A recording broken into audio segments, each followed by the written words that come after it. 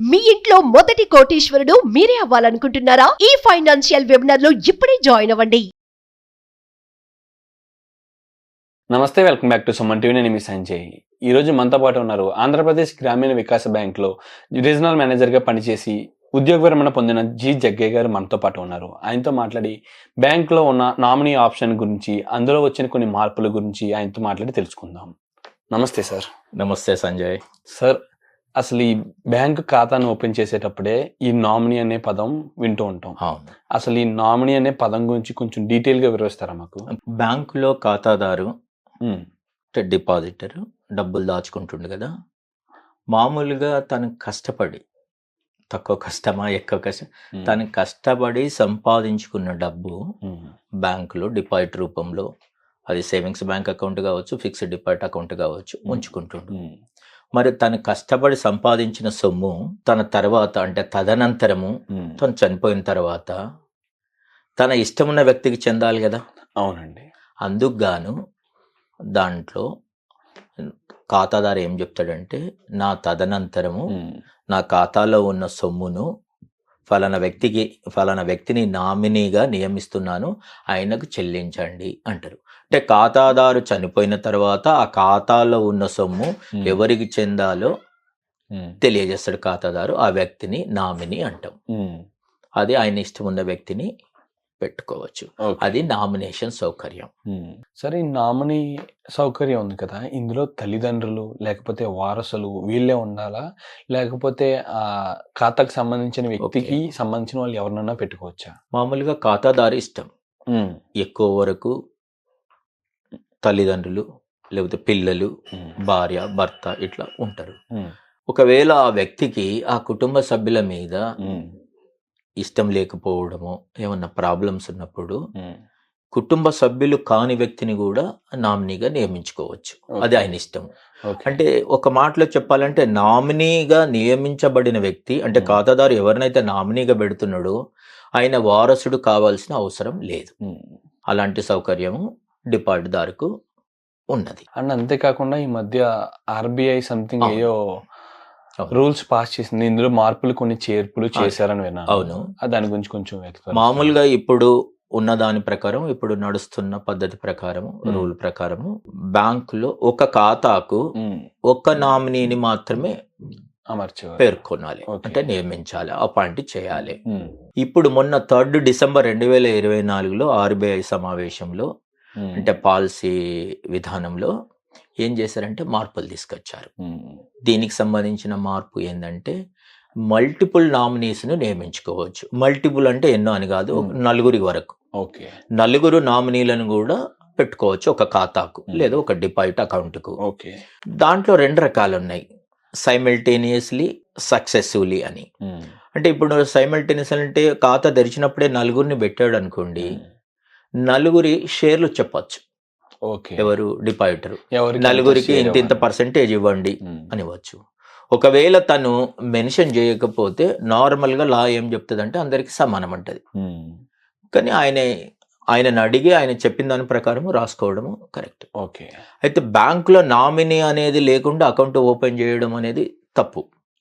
ఒకవేళ ఎవరన్నా డిపాజిట్ దారు లేదు నేను నామినీ పెట్టడం నాకు ఇష్టం లేదు, తర్వాత ఎలా అయితే అలా అవుతుంది, నాకు సంబంధించిన వారసులకు చెందుతుంది, మీకేం సమస్య అన్నారు అనుకో, అప్పుడు ఏంటంటే మేనేజర్ అంటే బ్యాంకు రిక్వెస్ట్ చేస్తాడు, పర్వాలేదు మీరు చెప్పిందే రాతపూర్వకంగా ఇవ్వండి అంటాడు. ఎందుకంటే తర్వాత తదనంతరము బ్యాంకు లోపం ఉన్నట్టు ఉండకూడదు. నామినీ ఎందుకు తీసుకోలేదని వాళ్ళ వారసులు, వాళ్ళ భార్యనో వాళ్ళ కొడుకో వచ్చి అడిగితే ఇబ్బందిగా ఉంటాయి. చెప్పొచ్చు ఆయన నామినీ పెట్టానని, కానీ అదేదో లెటర్ రూపంలో తీసుకుంటే అందరికీ హ్యాపీగా ఉంటుంది. అలా నామినీ ఏమన్నా మొన్న 3 డిసెంబర్ 2024 రోజు ఆర్బీఐ అలా చేసేది, 4 వరకు పెట్టుకోవచ్చు అని. సైమల్టేనియస్గా 4 పెట్టుకొని ఎవరెవరు వాటా తెలియజేయవచ్చు, ఎంతెంత పర్సెంటేజ్ అని. ఒకవేళ ఏ పర్సెంటేజ్ చెప్పకపోతే 4కి ఈక్వల్గా ఇవ్వాల్సి వస్తుంది లా ప్రకారం. అట్లాగే సక్సెసివ్లు అంటారు, అలా 4 పెట్టిననుకో, సక్సెసివ్లు అనే దాంట్లో మొదటి నామినీ ఉన్నంత మట్టుకు రెండవ నామినీకి హక్కు రాదు. మొదటి నామినీ లేకపోతే రెండవ నామినీకి, రెండవ నామినీ లేకపోతే మూడవ నామినీకి, మూడవ నామినీ లేకపోతే నాలుగవ నామినీకి వస్తుంది. అయితే దీనివల్ల అంత పెద్దగా ఉపయోగం వచ్చిందా రాలేదంటే కూడా వచ్చు.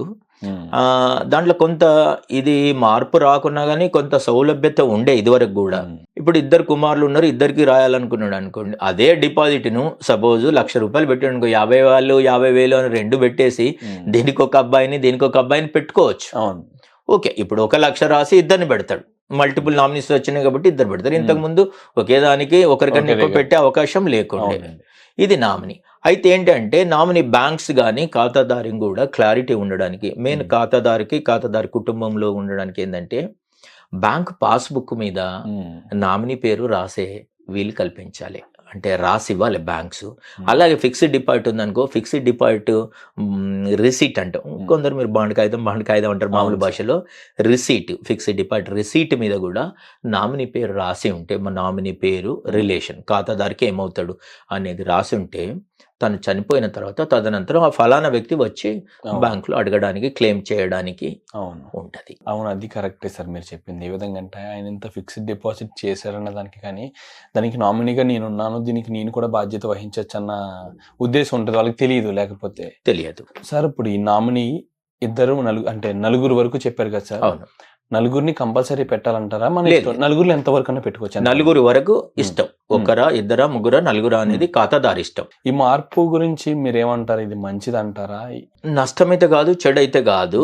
అయితే నేను అంటే కదా, ఇప్పుడు ఒకరు దాన్ని అంత అవసరమా అన్నప్పుడు 4 పేర్లు పెడదామని అనుకున్నాడు, 4 కుమారులు అనుకుందాం. ఇంత క్రితం కూడా అదే డిపాజిట్ను 4 డిపాజిట్లుగా చేసి కూడా వేరుగా పేర్లు పెడితే అయిపోద్ది. ఫలానా డిపాజిట్కు రామయ్య, ఫలానా లక్ష్మయ్య, ఇట్లా ఈయన భరత్, ఇట్లా శత్రుఘ్న 4 రాయొచ్చు. ఇప్పుడు కాకపోతే 4 ముక్కలు చేసే బదులు 1 డిపాజిట్ పెట్టి 4 పేర్లు రాస్తాడు. ఇది కాబట్టి కొంత సౌలభ్యత ఉంది, కాకపోతే సైమల్టేనియస్లీ సక్సెసివ్ అనేది ఉన్నది కదా. అయితే అంతకుముందు కూడా నామినీని ఎప్పుడంటే అప్పుడు మార్చుకోవచ్చు. ఇప్పుడు సార్ ఇది ఇప్పుడున్న పద్ధతిలో కూడా, మొన్న 3 డిసెంబర్ నాడు తీసుకొచ్చిన పద్ధతి కాకుండా ఇప్పుడున్న పద్ధతిలో కూడా నామినీ బ్యాంకు ఖాతా తెరిచేటప్పుడు, ఉదాహరణకు చెప్తున్నా, మామూలుగా మనం ప్రాక్టికల్ బ్యాంకు ఖాతా తెరిచేటప్పుడు పెద్ద కొడుకు బాగా చూసుకుంటున్నాను పెద్ద కొడుకు పేరు రాస్తాడు.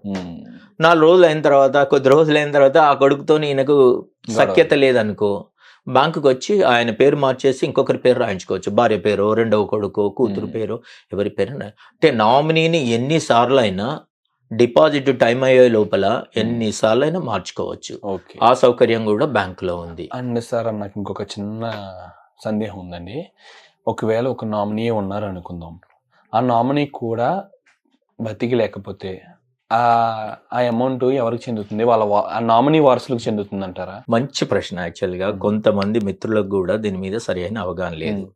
ఎలా అంటే కొంతమంది ఉద్యోగాన్ని క్యాజువల్గా వచ్చామా, కూర్చున్నామా, చేస్తామని అంటారు. కొద్దిమంది అంటే మనం ఇప్పుడు డిపాజిటర్ ఉన్నాడు, డిపాజిటర్ పేరు దశరథ అనుకుంది, ఆయన డిపాజిట్ చేశాడు, నామినీగా రామ అని పెట్టుకున్నాడు. మీరు అన్నట్టు డిపాజిటర్ చనిపోయిండు, డిపాజిటర్ చనిపోకముందే నామినీ చనిపోయిండు. ఓకే, నామినీ చనిపోయిండు అని తెలిసి ఆ డిపాజిటర్ ముందే ఇంకొక నామినీని పెట్టుకుంటే పర్వాలేదు. కానీ మొత్తానికి ఏదో ఒక రోజు ఇద్దరు చనిపోయారు, ఆ డబ్బు ఎవరికి చెందుద్ది అనేది పాయింట్. నామినీ వారసులకు వస్తుందా అనేది, నామినీ వారసులకు రాదు, ఆ డిపాజిటర్ వారసులకు వస్తుంది. ఓకే, అంటే దాన్ని బ్యాంకు ఎలా సెటిల్ చేయాలంటే క్లెయిమ్ సెటిల్మెంట్, అంటే డబ్బు వచ్చి అడుగుతారు కదా ఇది పేమెంట్ చేయమని, అది ఎవరికి ఇవ్వాలంటే నామినేషన్ సౌకర్యం లేని డిపాజిట్లను ఎలా సెటిల్ చేస్తామో అదే విధానంలో, అంటే లీగల్ ఎయిర్స్ వారసులు ఎవరెవరైతే ఉన్నారో వాళ్ళందరినీ కూడా సంతకాలు తీసుకొని వాళ్ళందరికీ పేమెంట్ చేయాల్సి వస్తుంది, అలా సెటిల్ చేయాల్సి వస్తుంది. అలాగే ఇంకొకటి కూడా ఉంది, మీరు అడగకున్నా కానీ జాయింట్ అకౌంట్లు ఉంటుంది. అవును సార్, జాయింట్ అకౌంట్ను రకరకాలుగా ఆపరేట్ చేయొచ్చు. ఐదర్ ఆర్ సర్వేర్ అంటే ఇద్దరు పేర్లు పెట్టుకొని మీరు కానీ నేను కానీ, లేకపోతే ఇద్దరు వస్తేనే కానీ ఇలా ఉంటుంది ఆపరేషన్. కానీ తదనంతరము ఇద్దరు జాయింట్ అకౌంట్ కూడా నామినీని పెట్టుకోవచ్చు. కాబట్టి ఆ నామినీకి రైట్ ఎప్పుడు వస్తుందంటే ఆ ఇద్దరు జాయింట్ అకౌంట్ అంటే ఇద్దరు అనుకుందాం, ఆ ఇద్దరు డిపాజిటర్స్ చనిపోయినప్పుడే నామినీ క్లెయిమ్ చేయడానికి ఉంటది. అలాగే ఇంకొక పాయింట్ మీరు అడగకున్న క్లారిటీ కొరకు అందరికి తెలియాలి కాబట్టి వీలునామా కూడా ఉంటది. అవునండి, వీలునామా. అయితే వీలునామాకు దీనికి తేడా ఏంటి? వీలునామా అనేది అన్ని అంటే ఆస్తులన్నింటికి కూడా రాదు. ఇప్పుడు బిల్డింగ్ ఉంది, దాన్ని వీలునామాలో రాయొచ్చు, లేకపోతే నగలు ఉన్నాయి, జ్యువెలరీ ఉంది, వీలునామాలో రాయొచ్చు. అండ్ సార్ నాకు ఇంకొక డౌట్ వచ్చిందండి, వీలునామా అంటేనే ఇప్పుడు బ్యాంక్ లో నామినీ ఒకరు ఉంటారు, కానీ ఇక్కడ వీలునామాలో నా బ్యాంక్ లో దాచిపెట్టుకున్న సొమ్ము అంతా Exactly. వీళ్ళకి చెందాలి, గుడ్ నా ఆస్తులన్నీ వీళ్ళకి చెందాలని రాస్తుంటాయి. ఇందులోనేమో నామినీ ఏమో వేరుంటారు, అవును. ఈ వీలునామాలోనేమో బ్యాంకు సొమ్ము ఇంకొకరు చెందాలని రాస్తుంటది. ఒకవేళ ఈ పరిస్థితిలో ఈయన చనిపోతే ఇలాంటప్పుడు ఏమున్నదంటే ఒక రూల్ ఏమున్నదంటే ఇక్కడ మాత్రం వీలునామాలో ఏది ఉన్నదో అది చెల్లుబాటు అవుతుంది. ఓకే, వీలునామాలో ఫలానా ఎల్లయ్య వ్యక్తికి అనే చెందాలని ఉంటే ఇక్కడ నామినీ పుల్లయ్య అని ఉండడానికో ఎల్లయ్యకే పోతాయి. ఈ సుప్రీంకోర్టు జడ్జిమెంట్ కూడా ఏముందంటే నామినీ అనేది సౌలభ్యం కొరకే, nomination is for the convenience only. ఇది it will not override the law of succession అని ఉన్నది.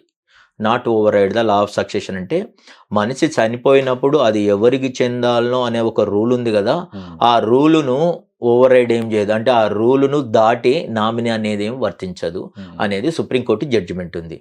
అయితే ఇదంతా కూడా ఏంటి అంటే నామినీ వేరే వ్యక్తిని పెట్టుకున్నాడు, కానీ ఇదంతా నామినీ క్లెయిమ్ చేయకముందు అంటే ఫలానైనా చనిపోయాడు కదా, దానికి నేను నామినీ ఉన్నా, ఆ ఖాతాలో ఉన్న డబ్బులు నాకు ఇవ్వండి అని బ్యాంకుకు పోయి ఆ డబ్బులు తీసుకోకముందు కోర్టు నుంచి నోటీస్ ఇప్పియచ్చు వారసుడు. కుమారుడు పేరు రాయలే, ఎవరిదో రాశాడు, కుమారుడు వచ్చి అడిగి కోర్టు నుంచి ఆర్డర్ ఏది బ్యాంకు పేమెంట్ చేయకముందు, సెటిల్మెంట్ చేయకముందు చేస్తే బ్యాంకు వాళ్ళు స్టాప్ చేసేసి కోర్టు ఆర్డర్ ప్రకారం పేమెంట్ చేస్తారు. ఈ వీలునామా కూడా అలాగే, వీలునామాలు ఎవరి పేరు ఉందో వాళ్ళు క్లెయిమ్ చేసుకోవచ్చు. నామినీ అలా ఉన్నప్పటికీ వీలునామా ప్రకారము నాకు చెందుతుంది కాబట్టి మీరు బ్యాంకు వాళ్ళు ఆయనకి పేమెంట్ చేయొద్దు, నాకు చేయాలంటే ఆయనకే చేయాల్సి వస్తుంది. ఒకవేళ ఆయనకి పేమెంట్ అయిపోతే ఇరువురు కూడా కోర్టులోనే తేల్చుకోవాలంటారు ఈ గొడవని. మామూలుగా వాళ్ళు ఈ నామినీ మీద వేయచ్చు, కానీ ఇక అప్పుడు బ్యాంకుకు సంబంధం లేదు అలా.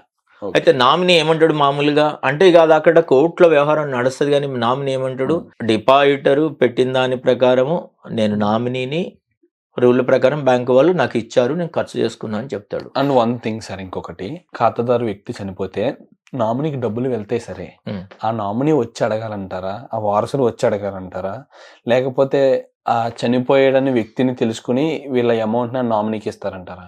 అలా ఇవ్వడం ఏది కానీ క్లెయిమ్ అంటారు, అంటే క్లెయిమ్ చేసుకుంటా నేను నామినీని ఆ డబ్బులు నామినీగానే నా పేరు రాసి ఉంది కాబట్టి, అంటే నన్ను నియమించిండు కాబట్టి అట్టి డబ్బులు నాకు ఇవ్వగలరు అని ఒక దరఖాస్తు ఇస్తాడు, దాన్ని క్లెయిమ్ అంటాం. క్లెయిమ్ అంటే ఏదో కాదు.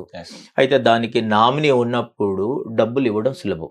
మీరు అన్న చూడు నామినేషన్ అవసరం అంటే, నామినేషన్ అంటే నామినీని నియమించకపోతే చనిపోయిన తర్వాత అప్పటికే వాళ్ళు ఇబ్బందిలో ఉంటారు, మళ్ళీ ఈ డబ్బు తీసుకోవడానికి చాలా లీగల్ ప్రొసీజర్ ఉంటుంది. దానికన్నా ఇది నామినీ ఉంటే ఈజీ, నామినీ ఉంటే ఒక 1 అవర్లో సెటిల్ చేసేసి డబ్బు ఇచ్చేయచ్చు. ఆ డెత్ సర్టిఫికేట్ తీసుకొస్తే చాలు, ఈయన నామినీ పేరు ఏదో ఉన్నాడు కదా, రాము అని ఉన్నాడు, నేనే రాము అని ఆధార్ ఉన్నాయి కదా, ప్రూఫ్ తీసుకొస్తే చాలు పేమెంట్ చేసేస్తాం. ఇది లేకపోతే కొద్దిగా ప్రొసీజర్ ఎక్కువ ఉంటుంది కాబట్టి అనవసరంగా డబ్బులు అక్కడ ఉండిపోతాయి ఏది బ్యాంకులో. కాబట్టి నామినీ అనేది అవసరము పెట్టుకుంటే ఇలా. కాబట్టి నామినీ మీద కూడా ఇలాంటి ఇవి ఉన్నాయి కాబట్టి అదే ఒక మొన్నటిది ఇంకో కొద్దిగా సౌలభ్యం కొరకే అంతే, కానీ దానివల్ల ఆర్థికంగా ఖాతాదారుకో ఎవరికో ఏదో లాభం అవుతుంది అని అనడానికి ఏం లేదు. ఈ సౌలభ్యం అనేది చాలా మంచిది అని చెప్పొచ్చండి. ఖచ్చితంగా ఇలాంటి మీరు అన్నట్టు ఒక వ్యక్తి ఒకరే వారసులు ఉండకపోవచ్చు, ఆ డబ్బు కోసం నామినీకి చేరుతుంది. అందులో ఒక వారసుని మాత్రమే నామినీగా పెడితే డబ్బు ఆయనకి చేరుతుంది.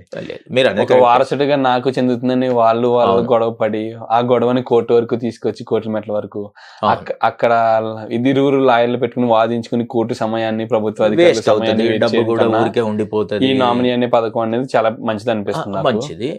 అందులో ఈ మార్పులు తీసుకురావడం, నలుగురిని వరకు యాడ్ చేసుకోవడం, ఈ మార్పు అనేది ఇంకా మంచిది అనిపిస్తుంది. తప్పకుండా డిపాజిటర్ కు అనుకూలమైన చేంజ్ అది ఆలోచించి ఆర్బీఐ పాలసీలో చేంజెస్ తీసుకొచ్చారు. అయితే ఇలాంటి వీటి అన్ని ఫైనాన్షియల్ ఎడ్యుకేషన్, ఫైనాన్షియల్ లిటరసీ అంటారు, వీటిని ఏదో ఒక రూపంలో పబ్లిక్ చేరేటట్టు చేయాలి. మొన్న పేపర్లో వచ్చింది రాశారు, కానీ ఎంతమంది చదువుతారు, ఎంతమందికి అవేర్నెస్ వస్తుంది? మనం దీన్ని ఇలా ఏదో ఒక రకంగా టీవీల ద్వారానో మీడియా ద్వారానో కొద్దిగా డిబేట్ రూపంలో పెట్టి ఇలా మాట్లాడుకుంటే రీచ్ అవుతుంది. Absolutely. లేదంటే తెలియదు, అందరూ ఎవ్రీడే న్యూస్ అప్డేటెడ్ గా చదవాలని లేదు కదా. ఒక మామూలు వ్యక్తి ఆర్బీఐ పాలసీలో ఏం చేంజెస్ అని చదవలేడు కదా. తెలియదు సార్. కానీ ఇది ఆయనకు అవసరం. ఆర్బీఐ పాలసీలు అన్నింటి వరకు ఆయనకి తెలియదు. కానీ ఈయనకి అవసరమైన మార్పుల గురించి మాత్రం ఉన్నవి తెలుసుకోవాల్సిన అందులో. అవసరం ఉంది. అది అందుకనే వీటిని అందుకని ఇలాంటివి చేయాలి. తప్పకుండా తెలియజేద్దాం సార్. ప్రతి సామాన్య వ్యక్తికి కూడా ఈ ఆర్బీఐలోనే కాదు, తన జీవన మనుగడలో జీవన శైలిలో ఉపయోగపడి ప్రతి మెలకువల గురించి, ప్రతి ప్రభుత్వ తెలియాలి మూవ్ గురించి కూడా వాళ్ళకి ఈజీగా, అంటే వాళ్ళకి సులభతరంగా అర్థమయ్యేలా మనం చేద్దాం. ప్రతిదీ వాళ్ళ దగ్గరికి తీసుకెళ్దాం. Thank you sir. Thank you very much. Thank you. నమస్తే.